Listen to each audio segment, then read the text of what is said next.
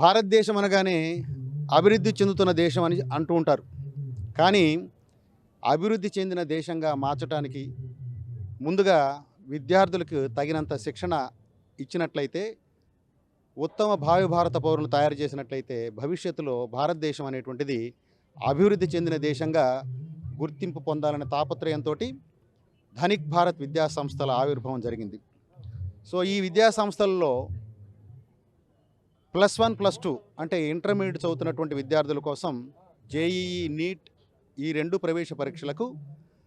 మిగిలిన విద్యా సంస్థలలో జరుగుతున్నటువంటి శిక్షణ కాకుండా దానికి విభిన్నంగా వారికి తగిన వసతులని ఎటువంటి స్ట్రెస్ లేకుండా డిజిటల్ క్లాస్ రూముల ద్వారా, తర్వాత క్లాస్ రూములో పరిమిత సంఖ్యలో విద్యార్థులను, హాస్టల్ రూములో కూడా చాలా పరిమిత సంఖ్యలో విద్యార్థులను, ముఖ్యంగా విద్యార్థినులకు వారి గౌరవానికి తగ్గట్టుగా మంచి వసతులు, ముఖ్యంగా వాష్రూమ్స్ కానివ్వండి, తర్వాత విద్యార్థులందరికీ కూడా భోజన వసతి కానివ్వండి,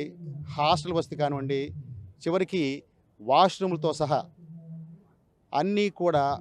మిగిలిన సంస్థలలో ఎక్కడా లేని విధంగా హైజీన్ అండ్ హెల్త్కి ప్రాధాన్యతనిస్తూ స్ట్రెస్ ఫ్రీ ఎడ్యుకేషన్ అంటే విద్యార్థులు ఆహ్లాదకరమైన వాతావరణంలో చదివి భవిష్యత్తులో డాక్టర్లు, ఇంజనీర్లుగా మారి భారతదేశాన్ని అభివృద్ధి చెందిన దేశంగా